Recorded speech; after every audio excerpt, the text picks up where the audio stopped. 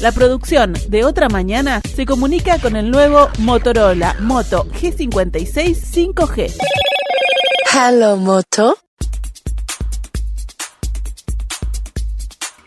El Parlamento tiene a estudio un proyecto de ley que propone incorporar la educación financiera como componente obligatorio en todos los niveles del sistema educativo nacional, además de crear un programa específico para personas adultas fuera de la enseñanza formal.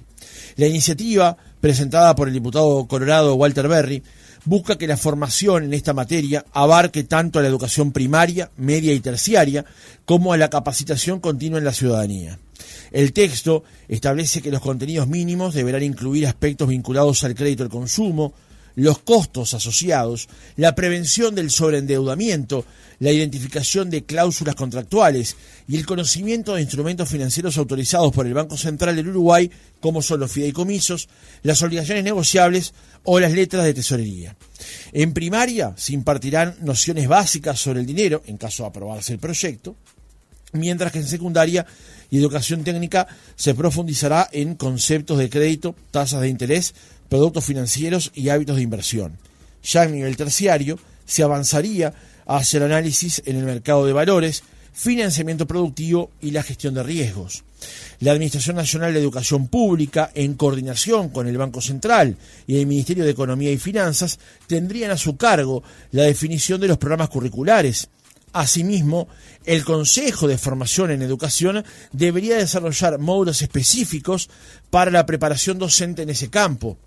El proyecto también prevé la creación de un Programa Nacional de Educación Financiera para la ciudadanía, orientado a promover el uso informado del crédito, la planificación económica familiar, el ahorro y la prevención de fraudes.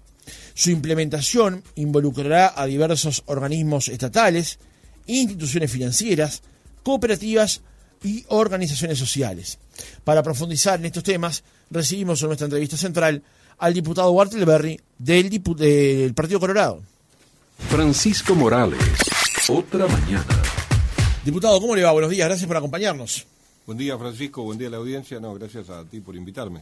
Este tema de la educación financiera es uno de los proyectos, está el otro sobre educación en seguridad vial. Son primos hermanos. Exactamente. La primera pregunta es obvia. ¿Por qué? ¿Por qué quiere poner el foco en estos dos temas y que estén incluidos en la educación formal? Y parece que la sociedad nos contesta también de manera obvia, ¿no?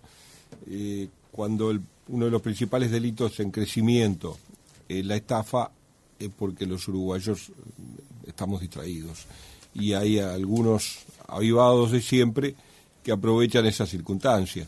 Y ojo que no solamente me refiero a los negocios vinculados al ganado, que de por sí son gigantescas estafas, que aunque uno tenga formación en profesional en materia de económica, difícilmente pudiera haber zafado también, ¿no? Digo, no me refiero a algo tan grueso, tan grotesco como eso, a una estafa tan grande como la de Conexión Ganadera y República Ganadera y ese tipo de negocios. Me refiero básicamente a la estafa de todos los días, la de Doña María, de Don José, que caen en la trampa de muchos avivados que terminan con estratagemas y con mentiras y con engaños y con documentación falsa o con identidades falsas, terminando vaciándole una cuenta o estafándola en unos cuantos miles de pesos, que muchas veces son el ahorro de toda la vida. Generalmente las personas mayores son las que están más expuestas, no las únicas obviamente, pero bueno, entonces, visto esa realidad, yo creo que lo que tenemos que hacer es empezar a prevenir desde chicos, y lo mejor que podemos hacer es que los que hoy son niños y jóvenes puedan estar formados, y que cuando alguien les proponga un negocio de esta, le prendan las alertas y empiecen a recordar lo que aprendieron con gente capacitada, es decir, en la escuela, en el liceo. Entonces, de alguna manera, estar a la defensiva, porque yo no digo que todos sean estafadores, pero que los hay muchos, los hay. De hecho, el Ministerio del Interior también está alarmado de la cantidad de estafas, cómo crece el delito de estafa. Entonces, me parece que incorporar esto a la currícula de la educación formal es parte de lo que debemos hacer para formar mejores ciudadanos. De eso se trata, formar mejores ciudadanos. ¿Para qué? En este caso para estar preparados ante la eventualidad de ser víctima de una estafa económica, ¿no? Repito, esto va desde el ejemplo más pequeño hasta el ejemplo más grande, que es sin duda esta estafa gigantesca de conexión ganadera. Pero hay de todo en ese universo. Hay pequeños, hay medianos y hay grandes, ¿no? Días pasados conversábamos con la gente de AEU con respecto a un análisis que hicieron sobre las personas que tienen un grado de endeudamiento importante, digamos, que están registrados como incobrables en el Banco Central. En la administración anterior hubo un proyecto que se llevó a cabo por parte de los bancos, algunas personas salieron de dicha condición, pero luego volvieron a entrar. El número hoy de personas irrecuperables, tal cual lo define el sistema, es más alto que cuando se había instrumentado ese programa. También este proyecto apunta a que la gente conozca el tema de tasas, intereses, que sepa cómo tiene que llegar hasta un banco o a una financiera a tomar un crédito y qué es lo que va a terminar pagando por eso que acaba de solicitar. A ver, lo que vaya a incluirse en la currícula, qué le vamos a enseñar a nuestros niños y jóvenes, es parte de las competencias del CODICEN, ¿no? Lo que podemos hacer en el Parlamento es legislar sobre el marco, digamos. Bueno, queremos que nuestros jóvenes se formen en esto. Ahora, ¿cómo? Es parte del contenido, que es parte de la competencia del CODICEN, en el cual nosotros no nos queremos meter, ni nos vamos a meter, ni nos corresponde meternos. Pero si me preguntas qué pienso, sí, creo que es parte de una educación global, integral, donde te ha abarcado también ese aspecto. El aspecto del endeudamiento interno que tiene nuestro país es alto, sí, no hay ninguna duda, y ha habido intentos y ha habido algunas cosas, hasta campañas de recolección de firmas para tratar de, que yo creo que no resolvían el problema, pero esa es otra discusión que ya no está por lo menos por ahora no está en la agenda política de vuelta. Pero creo que sí, Francisco, que forma parte de lo mismo, forma parte de formarnos en educación financiera. Implica también conocer, bueno, cuáles son los límites en los cuales podemos caer en endeudamiento y cuáles son las tasas de interés que nos pueden cobrar y ese tipo de cosas. Recién entraba en una discriminación de lo que se enseñaría en cada uno de los niveles. ¿Cómo imagina la implementación de esto y qué resistencias que pueden surgir? Y además insisto con la pregunta por lo que planteaba usted recién, que la definición de las cuestiones de currícula son responsabilidad exclusiva del CODICEN de la ANEP. Yo no visualizo resistencia, al contrario, visualizo que las cosas puedan fluir fácilmente, porque he encontrado, a partir de este proyecto de ley, que para algunos puede parecer muy pequeño, incluido para mí, yo no pensé que iba a tener vuelo este proyecto, sin embargo he encontrado hasta las propias autoridades del Banco Central interesadas en que de una vez por todas esto pueda ser incluido en la currícula. Dice, nosotros hemos intentado muchas veces esto, y esto atraviesa a todos los gobiernos, incluido el que yo fui parte. Por eso digo, esto no es un tema político. Entonces me parece que no, veo con relativo optimismo, moderado optimismo, la posibilidad de que esto pueda terminar concretándose. Nosotros vamos a juntarnos con el presidente del CODICEN, si nos da la entrevista obviamente, para plantearle el tema. Plantearle que nuestro objetivo no es inmiscuirnos en lo que es las competencias propias de quien tiene que dirigir la educación del país, sino de alguna manera plasmar en el Parlamento, que es la representación del pueblo, algo que yo creo que tiene que estar, y que es que nuestros jóvenes, nuestros niños estén formados para los años que vendrán, para los tiempos que vendrán, que serán aún más duros todavía, porque esta globalización nos ha traído muchas ventajas y muchas cosas buenas, pero también trae cosas malas, ¿no? Y creo que las redes sociales son un vehículo fantástico para este tipo de estafadores, ¿no? Entonces, esto va a seguir creciendo. Cada vez la tecnología nos va a sorprender más. Entonces, bueno, creo que tenemos que preparar a nuestros jóvenes para eso. Y yo creo que allí hay unanimidad de criterios. No sí, creo que haya... Usted dice que no va a haber resistencia y que hay unanimidad de criterio. Me parece. Pero a la vez estamos en el año 2025 y hasta ahora de esto no se ha hablado. No se ha hablado, sí, exactamente. Tiene razón. Bueno, le cuento más adelante cómo avanza el proyecto. Si el proyecto avanza es porque va a haber de una vez por todas consenso. Esperemos que sí. Es probable que CODICEN pueda tomar el Poder Ejecutivo pueda tomar este proyecto y mandar su propio proyecto, que es lo que habitualmente hace. No tenemos problema. Lo que quisimos fue plantar el tema en el Parlamento, darle estado parlamentario a un tema que nos parecía que estaba faltando en nuestra legislación. El proyecto incluye la formación docente como requisito, incorporando imprescindible. módulos específicos en la preparación inicial y continua de maestros y profesores. También. ¿Cómo cree que va a darse o se podría dar ese paso? Igual, de la misma forma. Es una competencia de Codicen que tendrá que determinar cómo hacer para formar a los docentes, que obviamente no tienen por qué saber estos temas.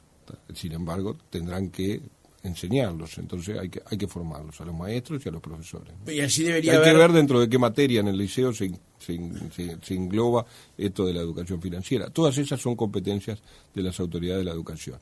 Lo que nosotros podemos hacer es decir, bueno, queremos que se dicte esto, porque es un tema genérico, que abarca a todos, que nos involucra a todos, que nos puede perjudicar o favorecer a todos. Bueno, de eso se trata. Ahora, ¿cómo lo van a instrumentar? Ya no es un tema que podamos... Yo por lo menos creo que no me debería meter. Está bien, más allá de que usted no se quiera meter, digamos, debería haber de todas maneras un grado de colaboración en la formación de esos docentes, que van a ser quienes formen a los niños, de parte del Banco Central, de parte del Ministerio de Economía y Finanzas. Y de UNACEF, sobre todo. Sí, en el caso de seguridad vial, digamos. Estamos en educación financiera. Lo mezclé. Sí, tiene que estar el Banco Central sin duda que tiene que estar. El Banco Central, de alguna manera, como usted ha mencionado, ha estado queriendo impulsar cosas de este tipo. Hace mucho tiempo que el Banco Central quiere que esto sea así, que sea parte de la currícula de la educación.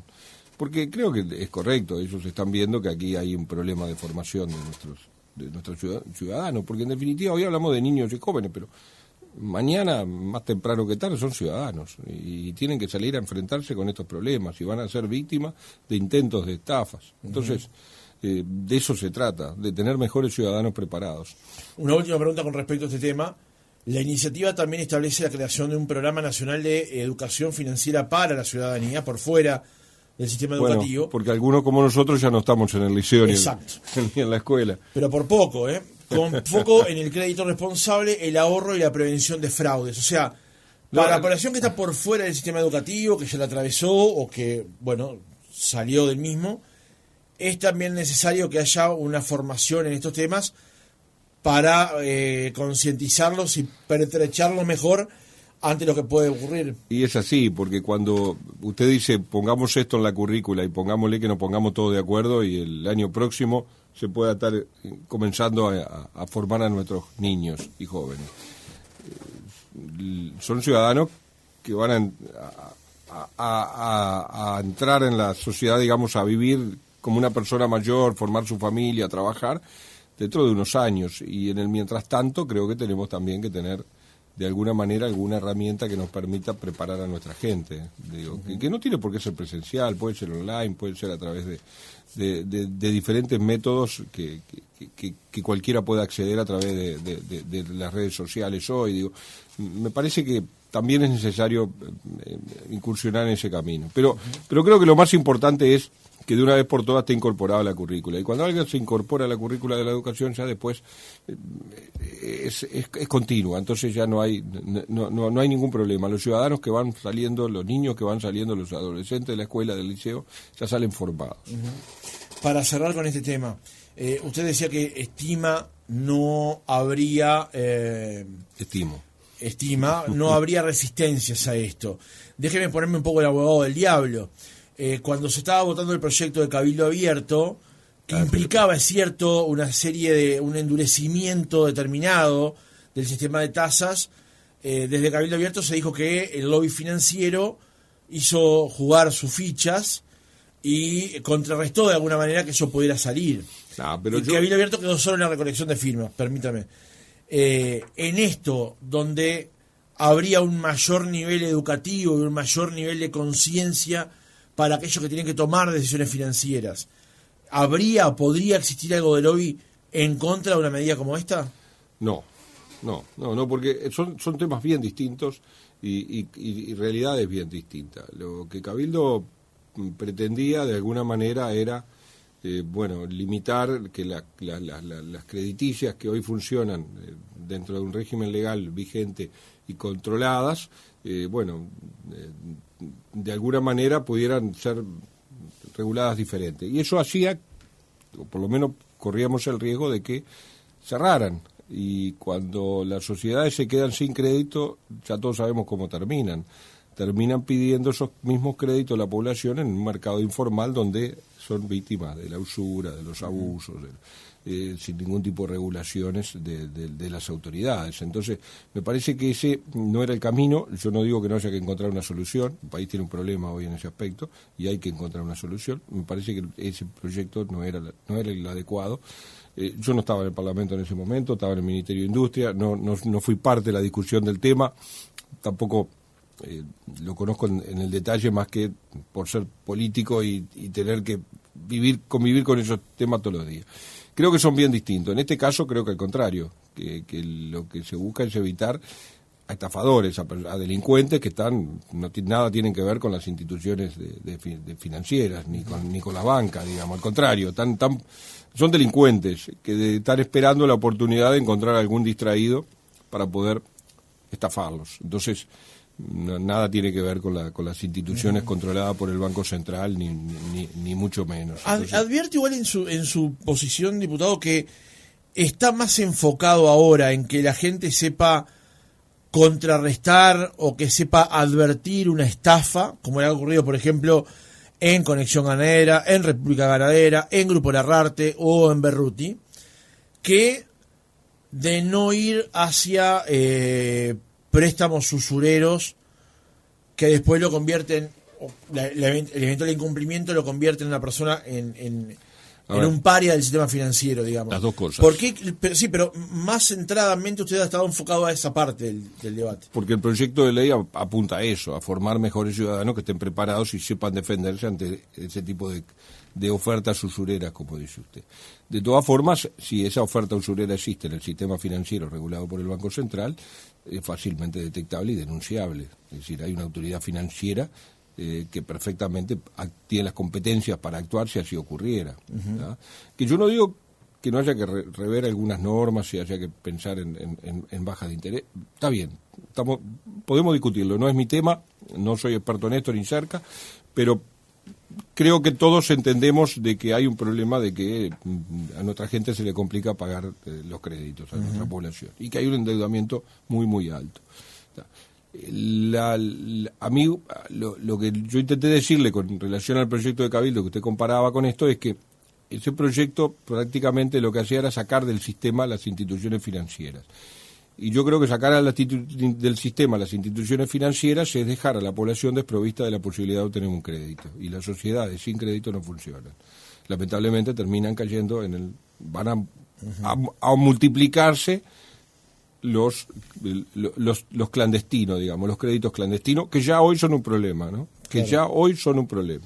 Eso que te cobran por día, por ejemplo, y que la forma de cobro... Gota a gota. Exacto, y que la forma de intimarte al pago no es a través de un estudio de abogado, sino a través de patoteros que te amenazan, y ese tipo de cosas que lamentablemente son muy tristes, ¿no? Y que muchas veces mucha gente ha caído porque no tiene más remedio, porque ha quedado fuera del sistema financiero. Y ahí sí tenemos un problema. Uh-huh. Es decir, esa categorización del Banco Central para mucha gente los deja fuera del sistema y terminan empezando a florecer ese otro tipo de prestamistas, digamos. Eso es lo malo, en eso sí estamos de acuerdo. Uh-huh. Un mensaje del oyente del 909, para cerrar con este tema, dice: en 1998, un docente no titulado del Liceo 55 propuso a las ATD un proyecto o una mirada sobre este tema. No se lo aceptaron porque este docente no tenía el título, justamente. Ojalá 27 años después el diputado tenga suerte. Así funcionan las ATD, dice Juan desde Caraguatá. Esperemos que ahora sí, después de tantos años, tenga suerte usted con este proyecto. Conéctate con Otra Mañana por WhatsApp 092-770-111. El otro proyecto que usted ha presentado, diputado, tiene que ver con el tema siniestralidad vial. Aquí usted dice que este tema constituye uno de los problemas más graves y persistentes de salud pública y seguridad en Uruguay. Solo durante el año 2024 se registraron 434 personas fallecidas y 26.866 personas lesionadas como consecuencia de siniestros de tránsito en todo el territorio nacional, según datos oficiales de UNACEB. Su proyecto, en este caso, ¿qué diagnóstico hace? El mismo.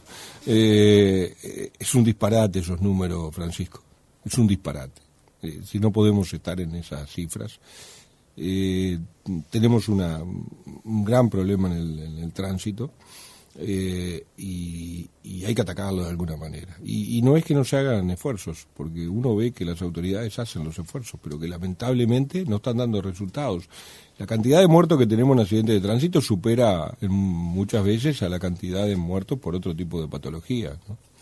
La cantidad de lesionados, que ahí decía el año 24, 26.000, que fue el dato que obtuvimos, implica muchas veces lesiones permanentes, que implican muchas veces tener un subsidio del Estado en forma permanente por el resto de su vida, una incapacidad laboral. El país pierde trabajadores con este tipo de situaciones.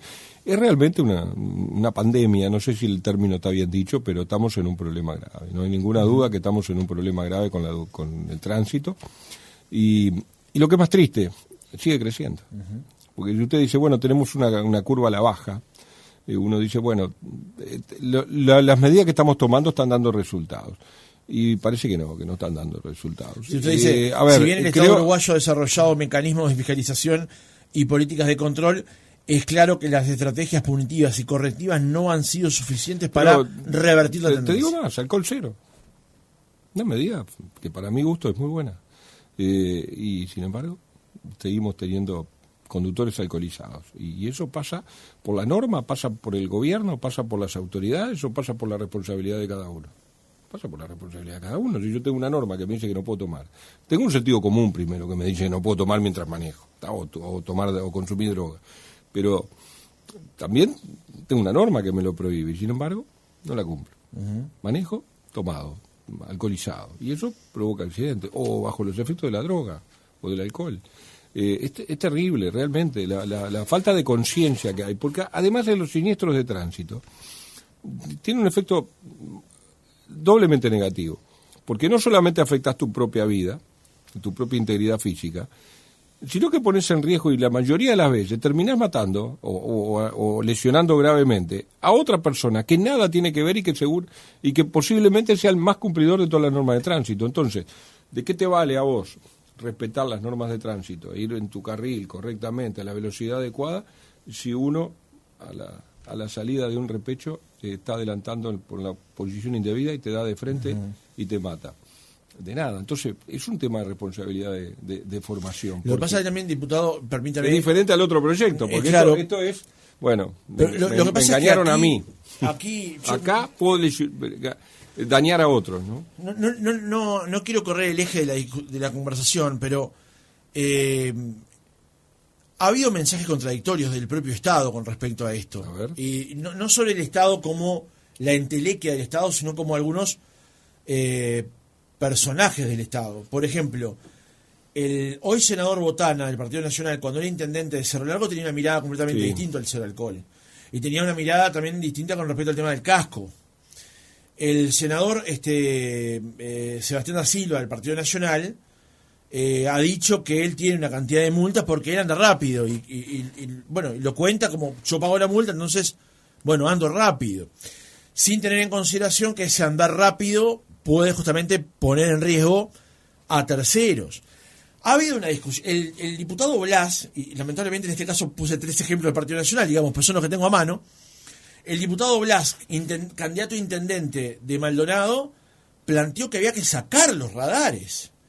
Los radares que le ponen una multa si usted excede el límite de velocidad permitido en las rutas. Entonces, ¿está bajando correcto el mensaje con respecto al tema de la seguridad vial?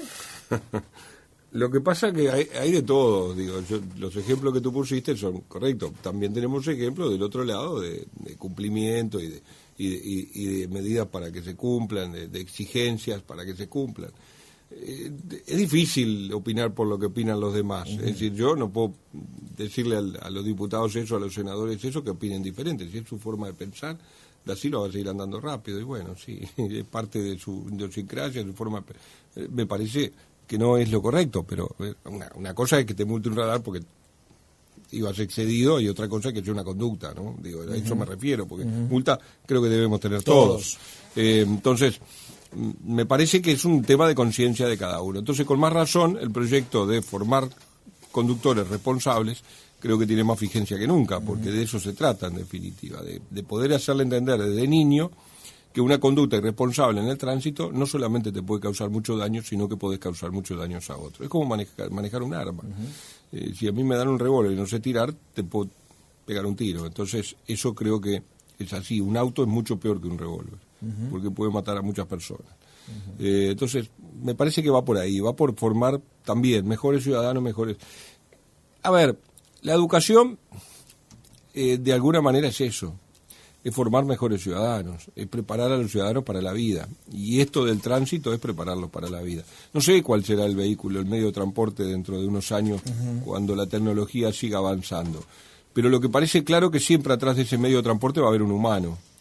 Y hasta que no los vehículos automatizados no se generalicen, cosa que creo que va a pasar mucho tiempo, no podemos seguir mirando para otro lado permitiendo que mueran 500 personas por año en accidentes de tránsito, o que queden lesionadas 30.000, o que queden lesionadas para siempre con secuelas permanentes un montón. Y no hablamos del gasto de salud, no hablamos de lo que le implica al país tener que atender toda esa situación. Me parece que se pueden evitar. Diputado, para cerrar estos dos temas y pasar al tercer eje que teníamos pensado esta mañana, el jueves, justamente en el programa, planteábamos estos temas, ¿no? Como yo decía, ¿por qué en Uruguay no tenemos una educación curricular en materia de seguridad vial? ¿Por qué en Uruguay no tenemos una educación curricular en materia de cuestión financiera, ni sexual, ni ambiental, digamos, ¿no? Más allá de que hay intentos. Ambiental está más desarrollado. Ahí va. ¿Por qué llegamos tan tarde a esto? ¿Por qué dejamos que lleguen las situaciones a las que llegan, por ejemplo, a tener 400 muertos por año en materia de seguridad vial, y no haber planteado desde antes algo curricular fijo y profundo en la educación pública y privada? Somos un país que hemos cambiado, a diferencia de lo que era la época de Valle de Ordóñez, donde fuimos un país de avanzada y nuestras leyes eran ejemplos de otros países. Hoy la miramos de atrás y hasta que no tenemos el agua al cuello no tomamos la medida. No solamente estos temas, en un montón de temas.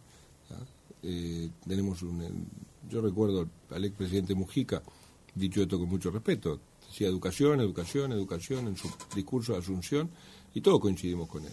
Y después nos resultó así. Y podemos pasar por todos los presidentes y en todos vamos a encontrar cosas similares, de cosas que se van quedando para atrás. La reforma del Estado, por ejemplo. ¿Cuánto hace que la venimos dilatando? El agua potable para el área metropolitana. A mí me causa mucha gracia que hoy el Frente Amplio esté discutiendo si Arasatí o Casupá, y nadie le recuerda que pasaron 15 años y no lo hicieron. Ahora volvieron, pero pasaron 15 años y no lo hicieron. Entonces, ¿estás en condiciones de cuestionar el que yo sí comencé a hacer? Parece que no, pero bueno, es parte de la discusión, pero es parte del ejemplo también de lo que tú decías. Podemos seguir con ese tipo de ejemplos de que muchas veces nos cuesta tomar los cambios, tomar las decisiones para proceder a los cambios. Ojalá que esto no cueste tanto. Estás escuchando Otra Mañana en Oriental. Estamos conversando con Walter Berry, diputado por el Partido Colorado, por Paysandú, por la heroica, efectivamente viene desde el norte del país. En el periodo anterior usted fue subsecretario del Ministerio de Industria, Energía y Minería. Y 10 años antes diputado. Y hemos conversado en más de una oportunidad en el quinquenio anterior sobre el tema combustibles. Eso sí. Desde esta última medianoche rigen los nuevos precios de los combustibles, donde se registra una rebaja en el precio de las naftas, pero aumentos en el gasoil y en el supergas. En el caso del supergas además era una paradoja. Horrible. Se aumentó 100 pesos cuando se había bajado en la anterior oportunidad los mismos 100 pesos. Los valores, porque ahora cambia el sistema de fijación de precios, van a regir hasta el 31 de octubre, porque ahora es cada 2 meses que se hacen los cambios en esta paramétrica, en esta forma de medición, de fijación de precios. ¿Qué lectura hace con respecto al nuevo sistema y a si se viene acompasando o no el precio de paridad de importación con lo que pagan los uruguayos en los surtidores? Que yo creo que el gobierno del Frente se ha equivocado y se ha encontrado con un problema que más que darle una solución que no querían, no tienen más remedio que aplicarlo porque es transparente y no pudieron voltearlo, pero en realidad el primer intento de la ministra cuando asumió fue voltear este sistema. Tanto es así que dijo claramente que no sabía si lo iba a seguir aplicando. Y en realidad es un sistema que ¿por qué no les gusta? Porque en definitiva lo que hace es darle transparencia al sistema y previsibilidad. Ahora, para eso usted tiene que respetar el sistema. Si usted no lo respeta va a ser muy difícil. Y el gobierno actual lo está respetando, pero pasaron todos estos meses que de alguna manera han dejado un descalce en el precio de la paridad de importación. La Federación Rural salió muy duramente con un comunicado donde dice, me hubiera correspondido que me bajaran 10, me bajaron 1,5. Y en realidad yo le diría, bueno, le hubiera correspondido que le bajaran 10 menos 2 puntos, porque no se olvide que ahora pusimos una banda de flotación, digamos así, de protección para ANCAP de 2 puntos. Entonces, eso también encarece el precio de los combustibles. A ver, acá es muy difícil poder hacer voluntarismos, salvo que usted fije el precio del combustible como se fijaba antes en secreto y entre 4 paredes por parte del directorio de ANCAP sin que nadie se enterara. Y el precio duraba 1 año y las oscilaciones del barril de petróleo no importaba. Si el petróleo bajaba yo ganaba muchos millones de dólares, que fue lo que ocurrió durante 7 años de continuo con los gobiernos del Frente Amplio. Yo preveía un precio, pero el barril cayó y me dieron más o menos, a gruesos números, 800 millones de dólares de ganancia en 6-7 años. Ganancia quiere decir por encima del precio de paridad de importación si hubiera estado vigente. Hoy eso no es posible, porque usted todos los meses la URSEA le dice, si yo pudiera importar, costaría esto. Porque el PPI es eso. El PPI es, URSEA dice, bueno, si yo fuera un importador, traigo de 3 lugares diferentes, hago un promedio, el precio en el puerto de Montevideo debería ser este. Y después ahí le carga todas las cargas tributarias que tiene y de tasa y de todo que tiene la cadena de comercialización. Pero eso es igual para todo. Lo traiga usted al combustible o tenga el monopolio de ANCAP. Ese es el PPI. Entonces, contra eso no se puede ir. Y lamentablemente este gobierno ha intentado ir contra eso y no le gusta el sistema. Entonces, lo fuerza, lo estresa al sistema y termina cometiendo errores, como este del supergas, que es realmente muy, no sé si gracioso, porque en definitiva es el bolsillo de la gente. Hace en el aumento anterior, el ajuste anterior, 100 pesos. Y fue toda una parafernalia de publicidad que por fin llegó un gobierno que piensa en la gente, que esto y que lo otro, le bajamos 100 pesos la garrafa. Era un voluntarismo. Absolutamente voluntarismo, no había ninguna razón por la cual podían hacer eso. ¿Qué ocurrió? Tuvieron que subir 100 pesos de vuelta.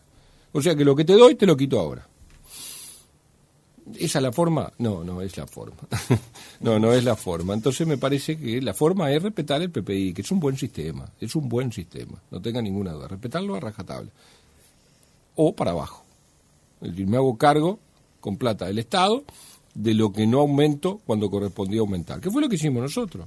Por eso no recibimos crítica en ese aspecto.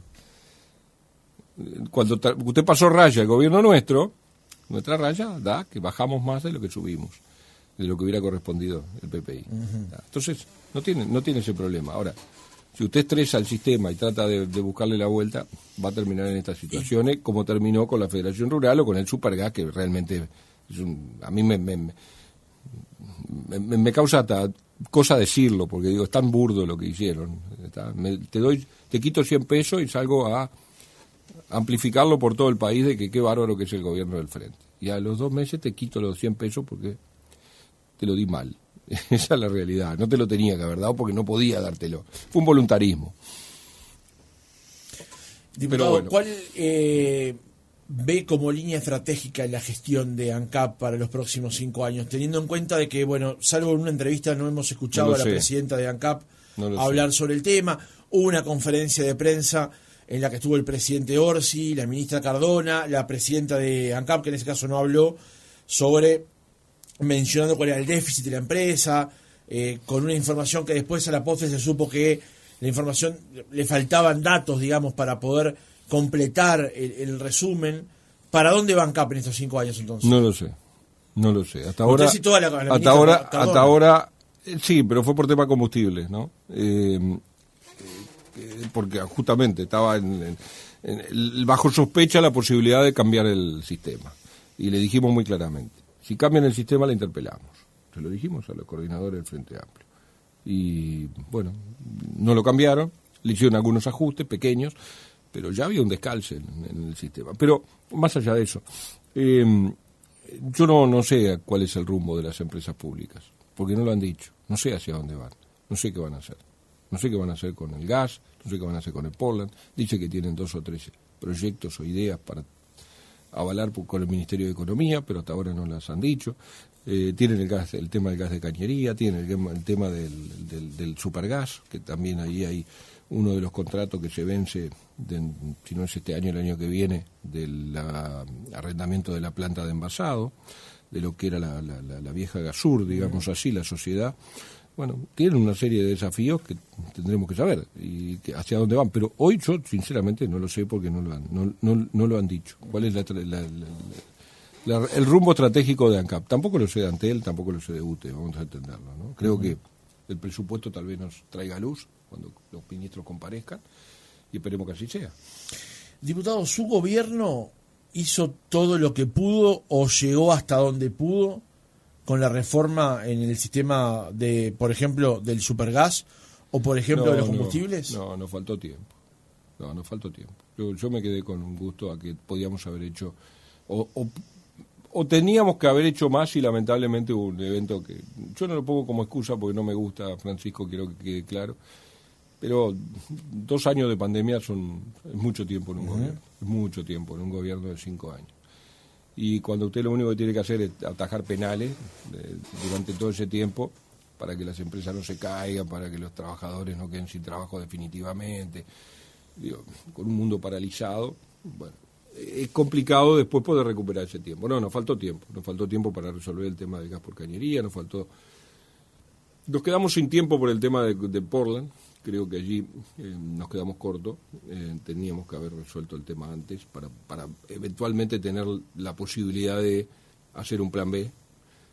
No nos dio el tiempo para hacer el plan B, el plan A fracasó, los inversionistas no estaban interesados en asociarse con nosotros, por las razones que fueren, no viene el caso, pero no estaban interesados y había que aplicar un plan B, porque la sangría sigue, la fuga sigue, perdemos 20 y pico millones de dólares por año y los vamos a seguir perdiendo. Y cada vez producimos menos, y cada vez perdemos más mercado interno. Por lo tanto, el final, si alguien no resuelve el tema, va a ser lo que nadie quiere, que es el cierre. Ya ocurrió con Alcoholes, recordémoslo. El único que ha cerrado una parte de ANCAP en este país es el Frente Amplio, que cerró Alcoholes. No quiero pensar que van a sacarle la P también de Portland. Pero la verdad es que si no se encuentran las soluciones, nos faltó un tiempo para un plan B en ese aspecto. Y en el caso de los combustibles, porque recuerdo y en el que caso de los combustibles fue un poco más largo. El tema del traslado, de los fletes, por ejemplo, un día llegamos a discutir sobre eso. El tema de los combustibles... Pero se llegó hasta el punto donde el usuario pudiese acercarse al precio más cercano al valor de importación, digamos. No. Sí, al valor de importación, sí. Hoy el sistema nuestro estableció eso, es decir, ANCAP tiene que vender al mismo precio que le correspondería si lo vendiera refinado e importado. No tiene vuelta. Eso funciona. Nos faltó el resto de la cadena, ¿no? Porque hay mucho más. Allí está cargado sobre el gasoil, por ejemplo, el fideicomiso del transporte, y creo que es una carga que los productores y los transportistas no tienen por qué pagar. En el peor de los casos, digamos, que lo paguen todos. Porque en definitiva el fideicomiso del transporte tampoco es para Montevideo, como muchos creen. Lo que pasa es que Montevideo se lleva la mayor parte porque es quien tiene más población, pero en realidad es para todo el país. Pero bueno, sí, ahí nos faltó también tiempo. No porque el plan no hubiera avanzado, el plan avanzó y se está ejecutando, la prueba está. Nos faltó para seguir avanzando las otras etapas, por ejemplo la de los fletes, lo del transporte, el transporte primario, el transporte secundario. Hay algunas etapas más para abaratar. Igual no son las más gruesas a la hora de mirar el precio del combustible, ¿no? No son las peores. Walter Berry, diputado por el Partido Colorado, gracias por haber estado otra mañana con nosotros. Gracias a ti, Francisco, y bueno, a la orden siempre.